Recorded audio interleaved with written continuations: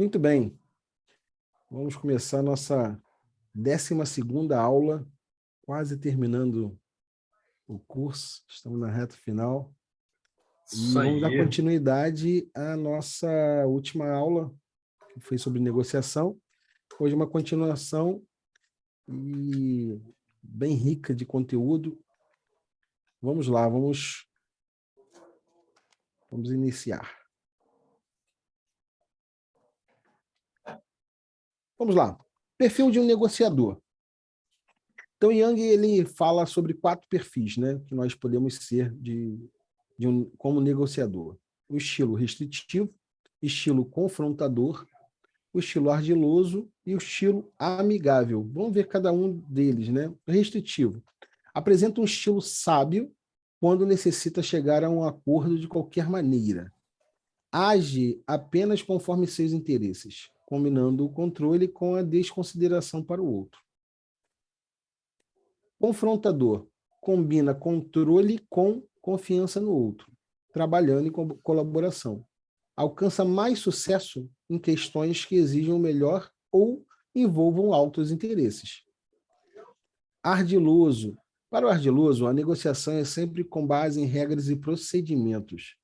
Sua especialidade são questões rotineiras com muitos detalhes e quando o acordo não é uma prioridade. O amigável combina a consideração com a confiança, mantendo um relacionamento cooperativo e simpático com a outra parte. Em negociações que necessitem de entusiasmo e diplomacia, é o mais indicado. Então, vamos lá. Qual é o estilo que mais combina com você? Fala aí para mim. O amigável. O amigável. Por que amigável? Como que é a sua negociação? Cara, eu particularmente, eu acho que minha negociação é muito ruim. Mas eu tento ser o mais amigável ali, entendeu? Porque eu até tava vendo um dia desses, tava conversando com alguém, eu não lembro quem agora, e eu falei assim, cara, eu preciso melhorar essa área de negociação, porque eu acho que eu sou muito fraco para negociar.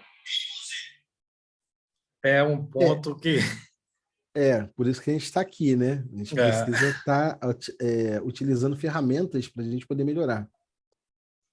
Mas o estilo amigável não é um estilo ruim, entendeu? Você só precisa identificar como agir em cada momento. Aquela coisa que nós falamos, né, na outra aula. Preciso identificar com quem eu estou negociando e agir de forma que a gente possa o quê? Sempre buscar o ganha-ganha. Não é você perder, o outro ganhar, não. Nem você ganhar e o outro perder. Sempre é o ganha-ganha. Não tem como fugir disso. Senão, não é uma negociação. Então, o estilo amigável não é ruim. Você precisa só identificar para que você possa não perder nessas negociações.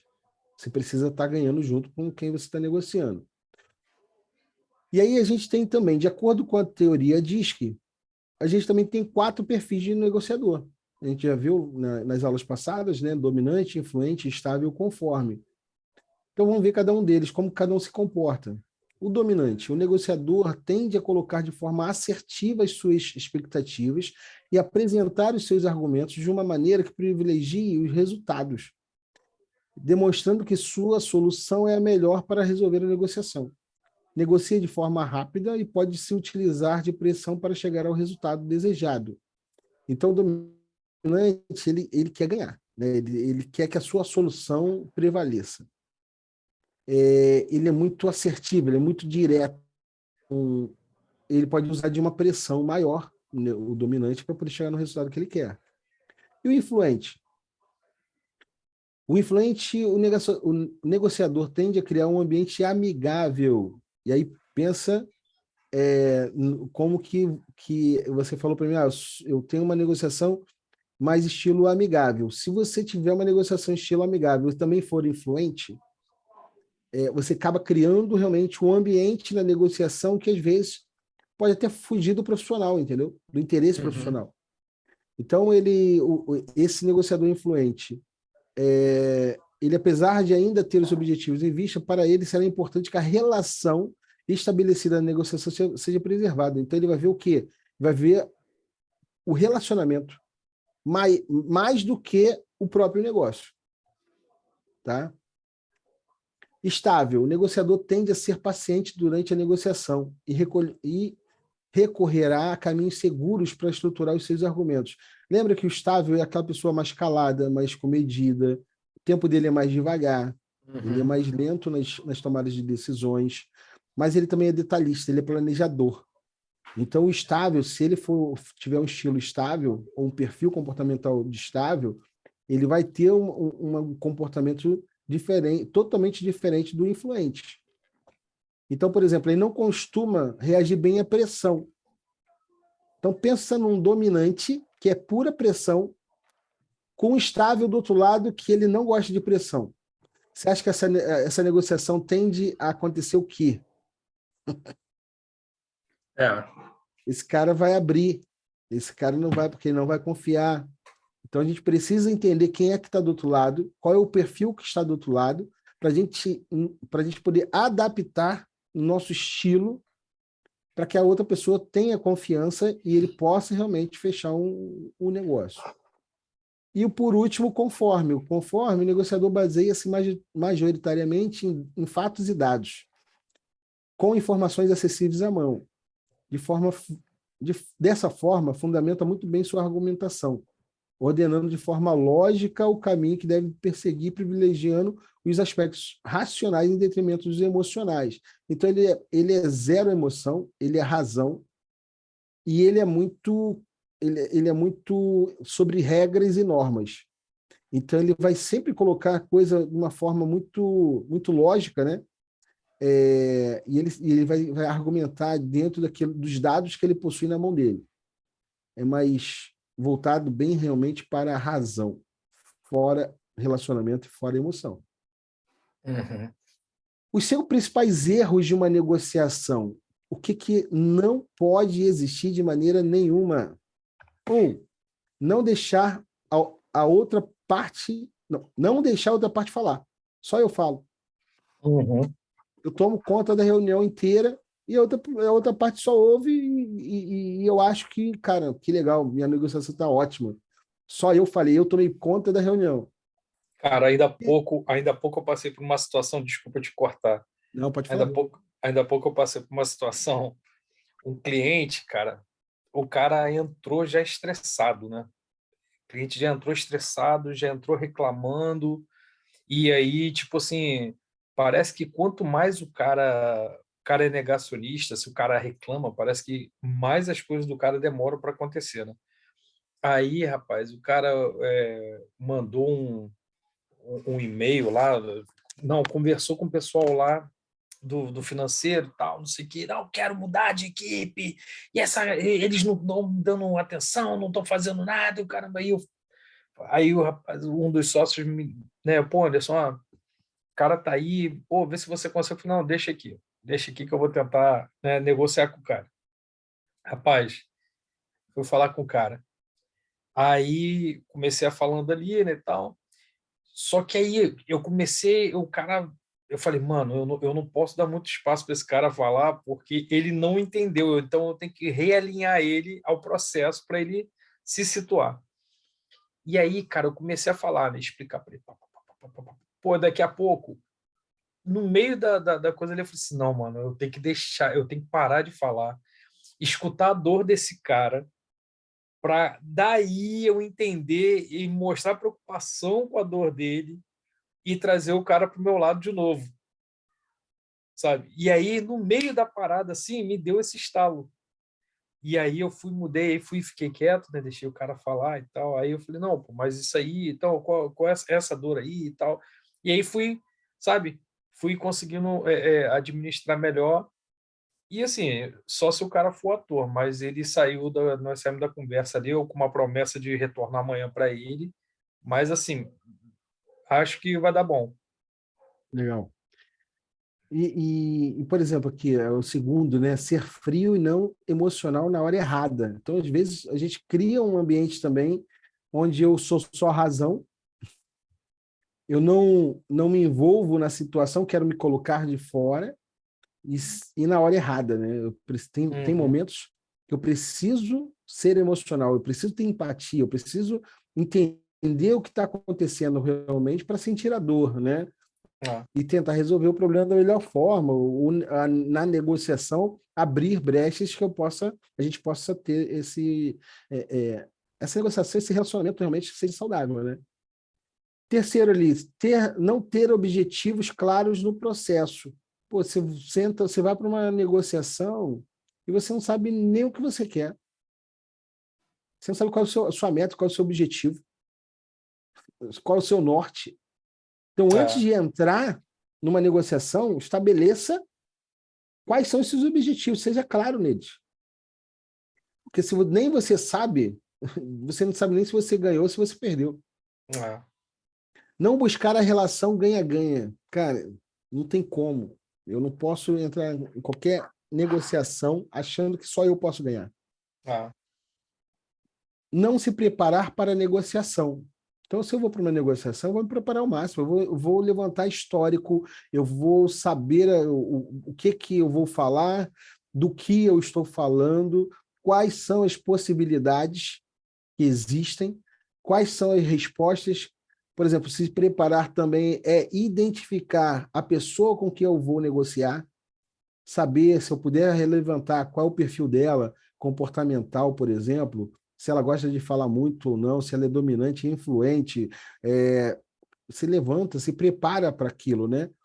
Quando Uhum. você chega na mesa de negociação, você está mais confiante de estar ali porque você foi preparado para aquilo, Ontem ok? eu até escutei um podcast com um cara que é um doutor, eu esqueci o nome dele, ele falando sobre isso, de traços da pessoa, assim, que ele consegue olhar para você assim, e falar, pô, cara, esse cara aqui tem traço psicopata, esse cara tem traço. Aí ele fala lá os nomes, lá, eu esqueci o nome dele, é um magrinho de óculos, moreninho.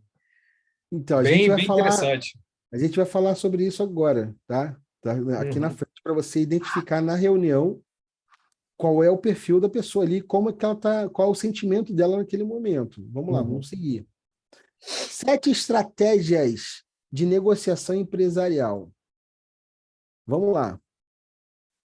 Jamais faça a sua melhor oferta logo de início. Então, você não pode entrar com a sua melhor oferta. Você tem que ter uma carta na manga. Você tem que saber é, que você vai precisar negociar de alguma forma ali na frente e para você ter realmente a pessoa que está do outro lado sentir que ela está ganhando alguma coisa, né, nessa negociação. Uhum. Só entre em uma negociação sabendo até onde pode ir. E aí eu já vi bastante caso onde o cara entra, ele não sabe de limite, se compromete com algo que ele não pode cumprir e depois fica mal porque ele deu a palavra dele, teve que voltar atrás porque ele não sabia o limite, ele não Uhum. sabia até onde estava o poder dele. Então a gente está falando isso de qualquer pessoa que vai para uma negociação, seja o dono, seja o responsável, e seja com quem você estiver, você tem que saber o seguinte, aonde eu posso ir, tem que estabelecer isso. Jamais aceite a primeira exigência feita pela outra parte. O cara pediu isso. Cara, antes de você aceitar, você tem que negociar. Tem que. Não aceite logo de primeira. Né? É. Tem que ter uma forma de você tentar negociar o que ele está pedindo para ele também não achar que está muito fácil. Jamais faça uma concessão sem obter algo igual ou melhor em troca. Então, estou abrindo mão de algo nessa negociação, o que você vai me dar como contrapartida? Procure descobrir as fraquezas da outra parte e não permita que ela descubra as suas. Então, quando a gente falou lá atrás de se preparar, quando eu vou me preparar, eu já começo a descobrir quais são as fraquezas da outra parte. Qual é o ponto mais frágil, onde eu posso usar para poder melhorar essa negociação a seu favor, mas não deixe que ele descubra a sua.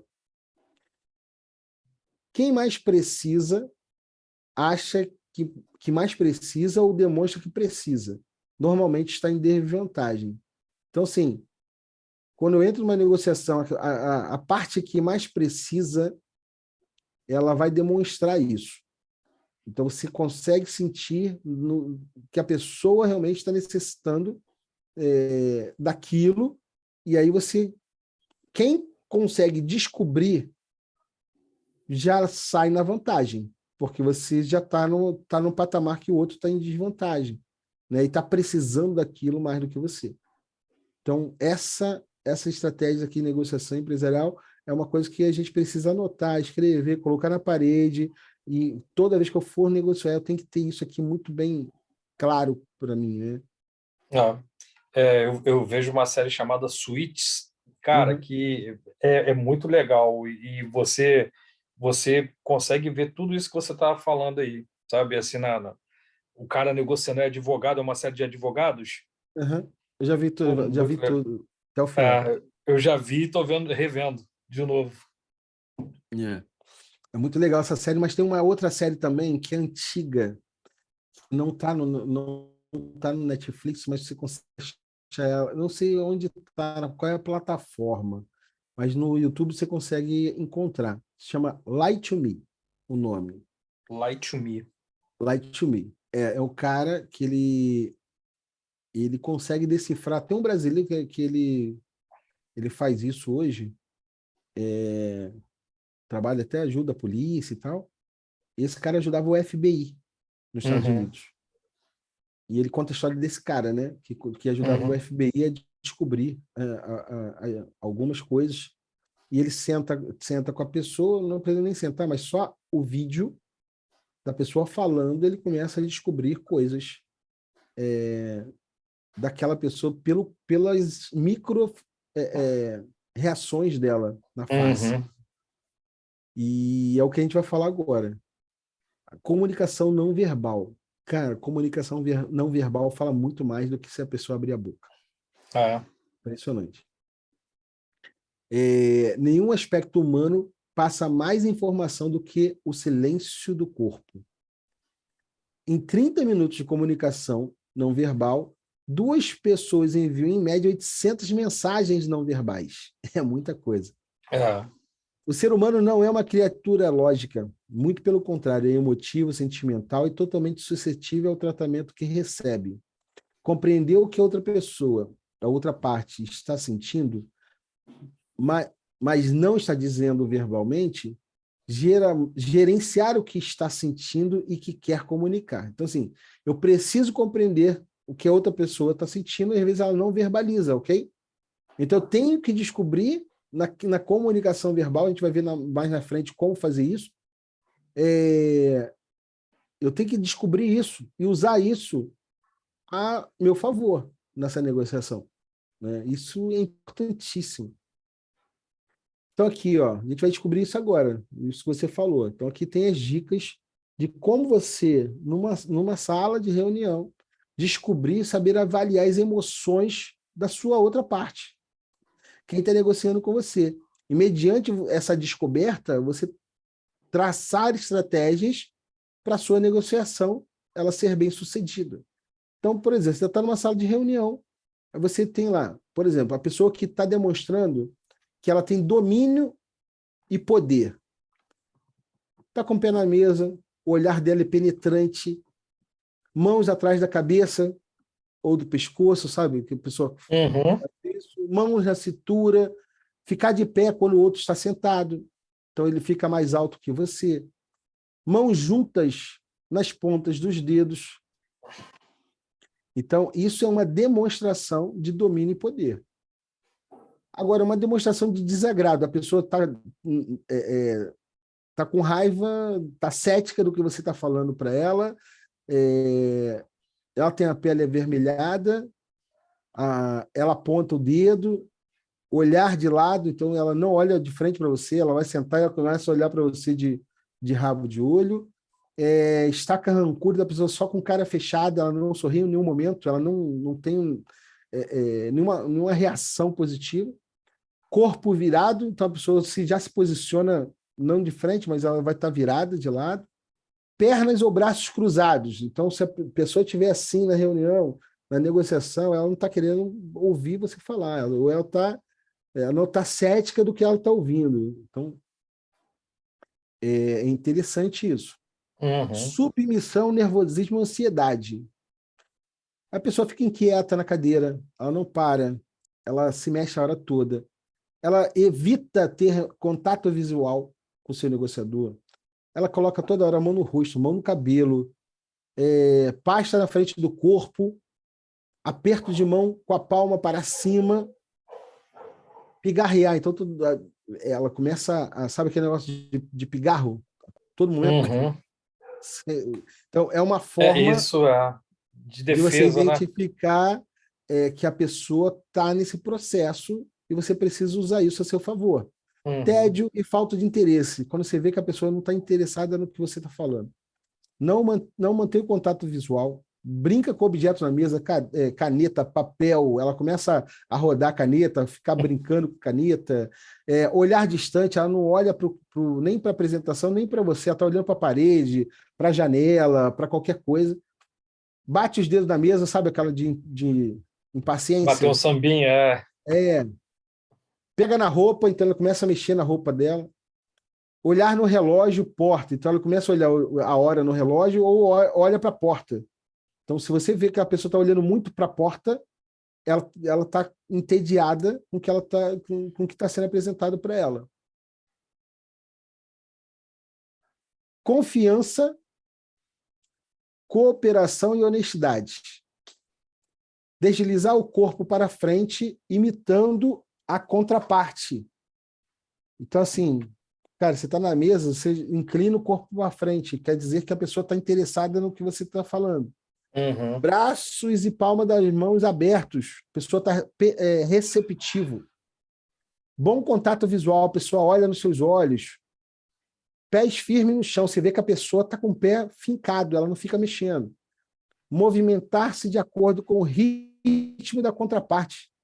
Então, ela começa a se movimentar, a gente vai vendo mais na frente, que é o rapport, ela começa a se movimentar de acordo com o que está fazendo. E tem Uhum. sorriso, você vê sorriso do outro lado, né? A pessoa está satisfeita com o que ela está ouvindo. Agora vamos lá. Suspeito, desonesto, fechado ou não sincero. Ó, tocar no nariz enquanto fala. Cara, a pessoa fica assim, começa a cobrir a boca. Já viu? Evitar contato visual, ela não olha no seu olho. Pernas e braços cruzados, vê que tem muito com o outro que a gente viu lá, né? Distanciar Uhum. o corpo. Então a pessoa começa a afastar o corpo da mesa, ela começa a criar um afastamento. Aperto de mão puxando para o corpo e para baixo. Cara, isso aqui as pessoas não percebem. Depois que eu aprendi isso, Tá.